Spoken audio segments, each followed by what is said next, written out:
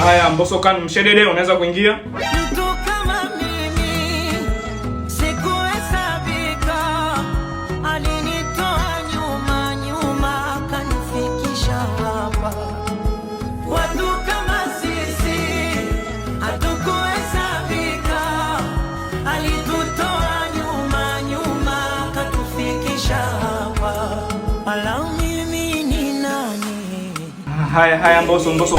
Kwa nini huwa unaimba nyimbo za dunia wakati unaweza ukaimba nyimbo ya dini kama hivi, ukawashika watu kihisia, ukawaingiza watu kwenye Roho Mtakatifu, ila wewe huwa upo busy kuimba nyimbo zako za kijinga, kuhamasisha watu wapendane, wafanye mapenzi, wafanye nini, unajifanya sijui nini Mohamed Kirungi, sijui unamtafuta Maria ndo nini?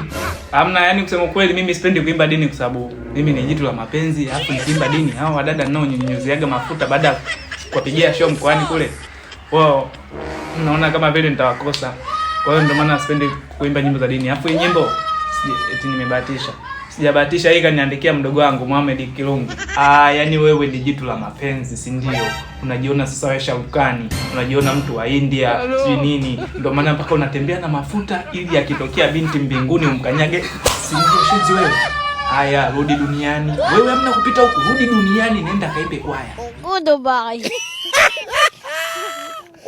I go.